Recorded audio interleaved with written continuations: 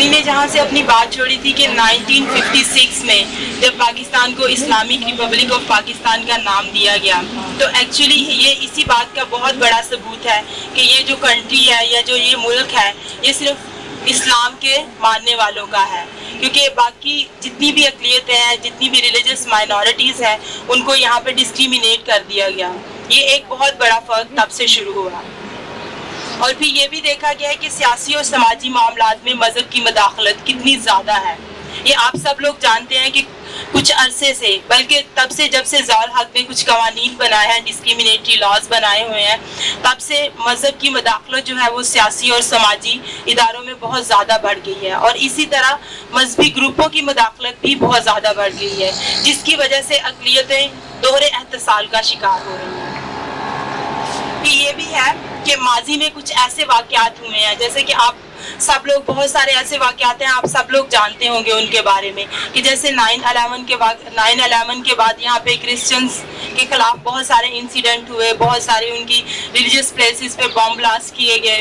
کچھ ایسے واقعات ہیں جو بہت زیادہ بڑھ گئے ہیں۔ اور پھر اس میں یہ بھی دیکھنا ہے کہ ہمیں ریاست کی کتنی بڑی ناکامی ہے کہ ریاست ان چیزوں پہ قابو نہیں پا سکی۔ ایکچولی ریاست کی ناکامی اس لیے کہا جا سکتا ہے کیونکہ یہ ڈسکریمنیشن یا یہ فرق ریاست نے ہی شروع کیا ہے۔ یہ لوگوں میں تو تب آیا نا جب انہوں نے قوانین بنائے اور لوگوں کے ہاتھ میں وہ ایک ٹول آ گیا جس کو وہ اب مس یوز کر رہے ہیں۔ تو اثر والوں نے، ہم لوگوں نے یہ سوچا کہ کیوں نہ ایک تو قوانین کے حوالے سے ریسرچ کی جائے اور دیکھا جائے کہ کون سے قوانین جو ہیں وہ مائنورٹیز کو، جو ریلیجس مائنورٹیز ہیں خاص طور پہ، ان کو ڈسکریمنیٹ کر رہے ہیں، اور پھر ان کی امپلیمنٹیشنز کیسے ہو رہی ہیں، کہ آیا وہ غلط ہو رہی ہیں یا صحیح ہو رہی ہیں۔ پھر ہمیں یہ بھی دیکھنا تھا، اس بات کا بھی جائزہ لینا تھا کہ پاکستان میں کہاں کہاں مائنورٹیز رہ رہی ہیں۔ مطلب مائنورٹیز سے میرا مطلب ریلیجس مائنورٹیز کی میں بات کر رہی ہوں، کہ پاکستان میں ہندو کہاں پہ ہیں اور کہاں پہ وہ زیادہ آپریسڈ ہیں اور مارجنلائز کیے جا رہے ہیں، کہاں پہ کرسچنز ہیں ان کے ساتھ زیادہ پرابلمز آ رہی ہیں، کہاں پہ ذکریز ہیں، جتنی بھی پاکستان میں مائنورٹیز ہیں اور آپریسڈ سیکٹس ہیں۔ اسلام میں بھی بہت سارے سیکٹ ہیں جیسے کہ آپ لوگ جانتے ہیں۔ پھر اس کے علاوہ کہ مذہبی گروپوں کا رول کیا ہے، یہ جتنی بھی سیاست چل رہی ہے، جتنی بھی ناانصافیاں ہو رہی ہیں، جتنا بھی تشدد ہو رہا ہے، اس میں مذہبی جو گروپ ہیں ان کا کیا رول ہے۔ پھر اخبارات کا ہم لوگوں نے جائزہ لیا، اس دوران 1 سال کی ریسرچ کے دوران ہم نے دیکھا کہ اخبارات ان واقعات کو کس طرح پیش کرتے ہیں، ان کا رول کیسا ہے۔ پھر ہم لوگوں نے ایک ورکشاپ یہاں پہ منعقد کروائی، اس کا ہمارا مقصد یہی تھا کہ اقلیت اور اکثریت کے لوگوں کو بلایا جائے اور مختلف اداروں کو بلایا جائے جو مائنورٹیز کے لیے کام کر رہے ہیں یا ہیومن رائٹس کے لیے کام کر رہے ہیں، تاکہ ایک تو وہ اپنے خیالات ایک دوسرے کے ساتھ شیئر کریں، اور دوسرا ایک دوسرے کی فیلنگز کا پتہ چلے، ان کو یہ پتہ چلے کہ اقلیت کے لوگ کیا سوچتے ہیں، ان کی کیا فیلنگز ہیں، وہ کیا محسوس کرتے ہیں، اور دوسرا یہ جو ریلیجنس کے بارے میں مسکنسیپشنز ہیں وہ دور ہوں۔ پھر ہمارا ابھی بھی ہم لوگ سوچ رہے ہیں اور ابھی بھی اس پہ کام جاری ہے کہ جتنی بھی ہم لوگوں نے ریسرچ کی ہے، ہم چاہتے ہیں کہ اس کی ایک بک پبلش کی جائے، اور وہ بک جو ہے وہ تمام زبانوں میں شائع کی جائے، تاکہ گراس روٹ لیول کے لوگ بھی جو ہیں وہ بھی پڑھ سکیں، جیسے سندھی ہو گئی، بلوچی، جو ان کی نیٹیو لینگویجز ہیں ان میں شائع کی جائے، تاکہ وہ سب لوگوں تک یہ ریسرچ پہنچے اور لوگوں کو پتہ چلے، ریلیجنس کے بارے میں پتہ چلے، ان کے فیتھ کے بارے میں پتہ چلے، اور یہ پتہ چلے کہ وہ لوگ کیا کیا پرابلمس فیس کر رہے ہیں۔ پھر اس کا ہمارا طریقہ کار یہ تھا، پوری ریسرچ کی جو ہماری میتھڈالوجی تھی وہ یہ تھی کہ پہلے ہم لوگوں نے ان ڈیپتھ انٹرویوز کیے تھے، ہم لوگ پورے پاکستان میں جہاں پہ مائنورٹیز رہ رہی ہیں وہاں پہ ان لوگوں کے پاس گئے، ان کے انٹرویوز کیے، جس میں ہم نے 25 خواتین کے انٹرویوز کیے اور 25 میل کے انٹرویوز کیے، اور اس کا یہ تھا کہ ہر سٹیٹس کے بندے کا انٹرویو ہم لوگ کرتے تھے، اپر کلاس کے لوگوں کا بھی انٹرویو کرتے تھے اور لوور کلاس کے لوگوں کا بھی انٹرویو کرتے تھے، اس میں اسٹوڈنٹس کا بھی انٹرویو کرتے تھے، اور جو لوگ لو پروفائل جابس کرتے ہیں، جیسے کہ جن کو ہم لوگ کہہ سکتے ہیں کہ سویپر کلاس ہے، یا جو لوگ جھاڑو وغیرہ یا گھروں میں کام کرتے ہیں کسی کے، ان لوگوں کے بھی ہم لوگوں نے انٹرویوز کیے۔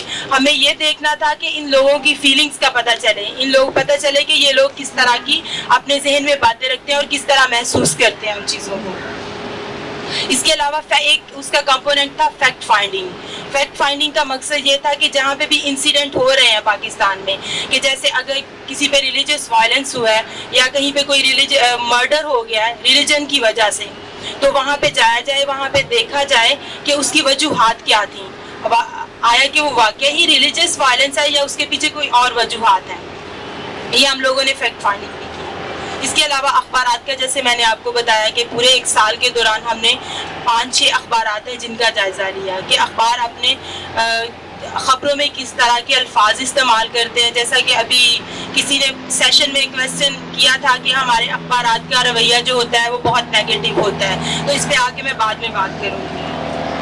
اب میں آتی ہوں اس کے نتائج کے بارے میں کہ جو ہم نے ریسرچ کی اس میں ہم لوگوں نے کیا دیکھا, ہم لوگوں نے کیا اس کے نتائج نکالے, یا ان لوگوں نے ہمیں کیا اپنے مسائل پہ باتیں بتائیں. اس میں ہندوؤں, سب سے پہلے میں شروع کروں گی ہندوؤں سے.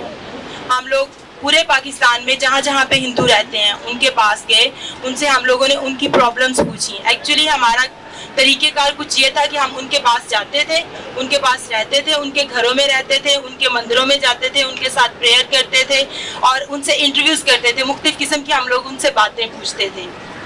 تو جو انہوں نے ہمیں اپنی پرابلمس بتائیں وہ کچھ اس طرح سے ہیں. جیسے کہ کچھ لوگوں نے ہمیں یہ بتایا کہ ہمارا کاسٹ سسٹم ہے. جیسے کہ آپ میں سے بہت سارے لوگ جانتے ہوں گے کہ ہندوؤں میں کاسٹ سسٹم ہے, کچھ اپر کلاس کے ہندو ہیں, کچھ لوور کلاس کے ہندو ہیں. تو وہ دوہرے احتسال کا وہ لوگ شکار ہیں. زیادہ تر جو مسائل کا شکار ہیں وہ لوور کلاس کے ہندو ہیں جنہیں ہم بھی, کولی اور بہت ساری ان کی کاسٹ ہے. اس کے علاوہ ایجوکیشنل انسٹیٹیوشن میں ان کے ساتھ بہت مسئلہ آتا ہے کہ وہاں پہ بچوں کے ساتھ بہت ڈسکریمنیشن کی جاتی ہے, امتیازی سلوک روا رکھا جاتا ہے. کہ جیسے ہمیں بہت ساری لڑکیوں نے اور بہت سارے بچوں نے بتایا کہ انہوں نے اسکول جانا اسی وجہ سے چھوڑ دیا کیونکہ وہاں پہ نہ تو ان کو پانی پینے دیا جاتا تھا, جو بھی نل ہوتا تھا یا جو مطلب جہاں سے بھی وہ لوگ پانی پیتے تھے ایک گلاس نہیں تھا استعمال کرنے دیا جاتا. اور خاص طور پہ سیلیبس کے بارے میں جہاں پہ لفظ آتا تھا کہ ہندو کافر ہیں, اس طرح کی باتیں آتی تھی تو سارے بچے ان کی طرف دیکھتے تھے اور وہ خود کو گلٹی فیل کرتے تھے. اور انہوں نے کہا اسی وجہ سے ہم نے اسکول جانا چھوڑ دیا. اور یہی وجہ ہے کہ اب ہم نے جب اپنا ورکشاپ کا پروگرام شروع کیا ہے تو ہم لوگوں نے کوشش کی ہم کہ ایٹ لیسٹ میٹرک پاس کوئی لڑکی ہمیں مل جائے جس کو ہم ٹریننگ دیں. تو پورے ہمیں پنجاب سے اور سندھ سے کوئی میٹرک پاس شیڈیول کاسٹ میں لڑکی نہیں ملی. اور یہی وجہ ہے کیونکہ ان کے ساتھ اتنی زیادہ اسکول میں ڈسکریمنیشن ہوتی ہے. لڑکے تو پھر بھی برداشت کر لیتے ہیں, لیکن خاص طور پہ میں لڑکیوں کی بات کروں گی کہ ہمیں وہاں پہ کوئی لڑکی نہیں ملی جو میٹرک پاس تھی یا کوئی کسی نے زیادہ ایجوکیشن دی ہوئی تھی. اور ہمیں مجبوری سب سے زیادہ لڑکوں کو سلیکٹ کرنا پڑا اور ایک ہمیں لڑکی ملی وہ بھی صرف 5ویں پاس ہے. مطلب یہ ستم ظریفی آپ لوگ دیکھیں.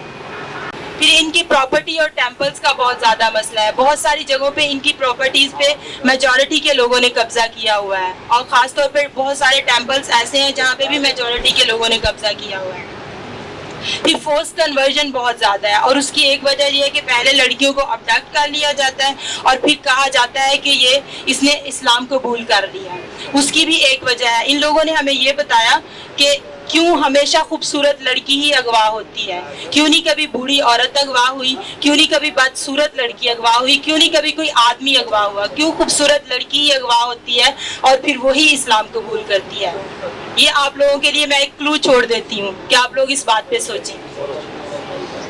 پھر ان لوگوں کے لیے ایک بہت بڑا مسئلہ ہے کہ ان پہ بلیم لگایا جاتا ہے کہ جب انڈیا میں کچھ ہوتا ہے یا انڈیا یہ لوگ جاتے ہیں تو وہ کہتے ہیں پاکستان میں ان کو کہا جاتا ہے کہ یہ را کے ایجنٹ ہیں, اور جب انڈیا میں جاتے ہیں تو وہ کہتے ہیں یہ پاکستان کی ISI کے ایجنٹس ہیں. مطلب ان کے لیے یہاں پہ بھی پرابلمس ہیں اور ان کے لیے وہاں پہ بھی پرابلمس ہیں. اور ہم کہتے ہیں کہ یہاں پہ بہت سارے ہندو مائیگریٹ کر گئے ہیں, انڈیا میں بہت سارے ہندو مائیگریٹ کر گئے ہیں. اس کی بھی یہی وجہ ہے کہ اگر یہاں پہ ان کو جسٹس ملے, ان کو سوشل سٹیٹس ملے تو وہ کوئی بھی جانا وہاں پہ پسند نہ کریں.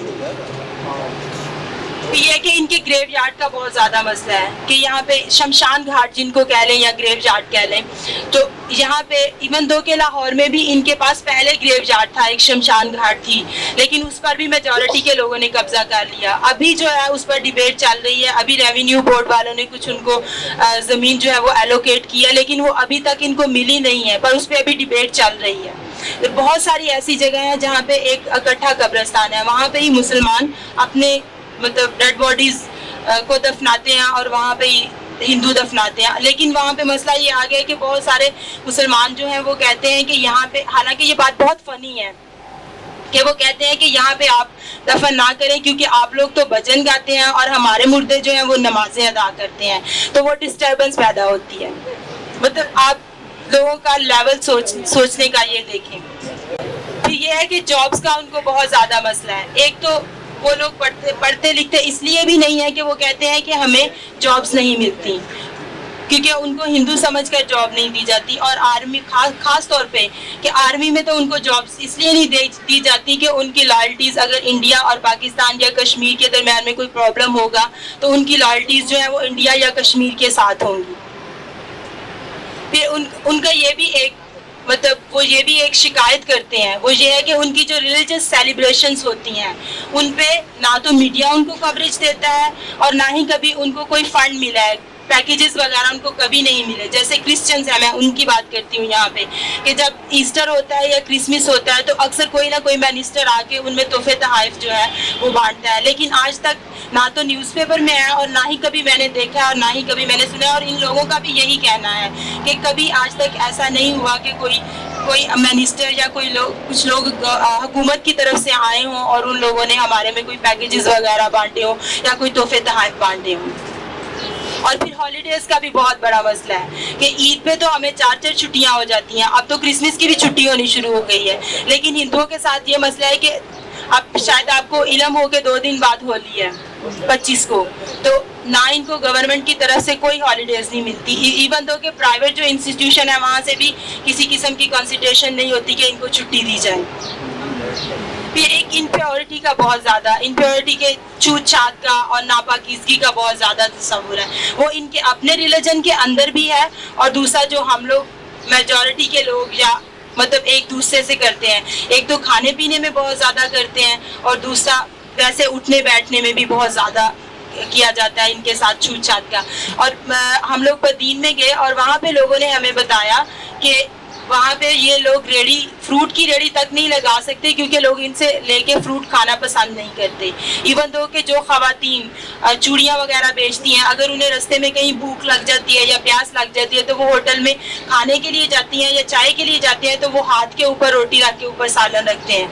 اس کی بھی ایک وجہ ہے. جب ان سے وہ دکان والوں سے یا ہوٹل والوں سے پوچھا گیا تو انہوں نے کہا کہ اگر ہم ان کو دینا شروع کر دیں اپنے برتنوں میں تو پھر میجورٹی والے جو ہیں وہ ہمارے سے کھانے نہیں آئے. اس کی وجہ یہی ہے کہ وہ کہیں گے کہ آپ تو مائنورٹی کے لوگوں کو یا ہندوؤں کو ان برتنوں میں دیتے ہیں تو ہم آپ سے ان برتنوں میں لے کے کھانا نہیں کھائیں گے, تو ہمارا دھندا جو ہے وہ ٹھپ ہو جائے. مطلب ان کا بھی کہنا درست تھا. لیکن یہ ساری چیزیں جو ہیں یہ ساری چیزیں اسی وجہ سے ہیں کہ ہمیں اپنا ایٹیچیوڈ چینج کرنے ہیں, ہم لوگوں کو اپنی ذہنیتیں بدلنی ہیں اور دوسرا ریلیجس ٹالرنس پیدا کرنی ہے اپنے اندر.